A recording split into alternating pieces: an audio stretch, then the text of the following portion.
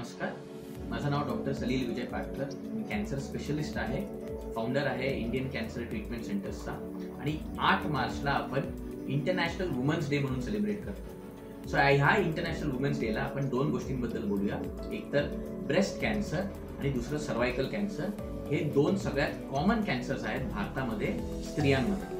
So first breast cancer बद्दल बोलू. Breast cancer is a preventable cancer, किंवा आपण ऍटलीस्ट त्याला फार लवकर पकडू शकतो तर आपण ब्रेस्ट कॅन्सरसाठी स्क्रीनिंग केलं. Any woman beyond the age of 40, कुठलीही स्त्री जिचं वय 40च्या वरती आहे, तिने वर्षातनं एकदा जाऊन मॅमोग्राफी केली पाहिजे. म्हणजे एक ब्रेस्टचा एक्सरे आहे, तर तो अतिशय स्वस्त आहे आणि कॅन्सर आपल्याला हाताला लागण्याच्या साधारणतः 1 ते 1.5 वर्ष त्याच्यात पकडला जाऊ शकतो.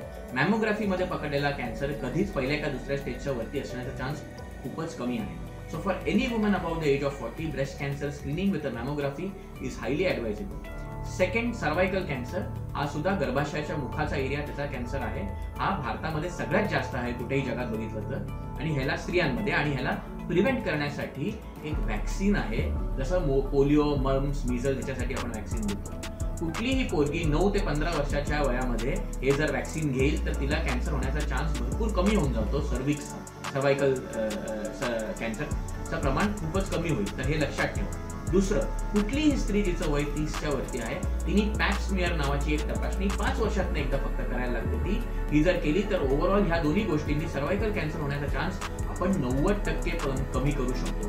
सो सर्वायकल कॅन्सरसाठी वय जर कमी असेल तर तुम्ही सर्वायकल कॅन्सरचं वॅक्सिन घेऊ शकता, आणि 30च्या नंतर तुम्ही पॅप स्मिअर नावाची तपासणी करू शकता, जो कॅन्सर होण्याच्या साधारणतः 5 ते 10 वर्षापूर्वी पकडू शकतो. आणि ब्रेस्ट कॅन्सरसाठी मॅमोग्राफी. धन्यवाद.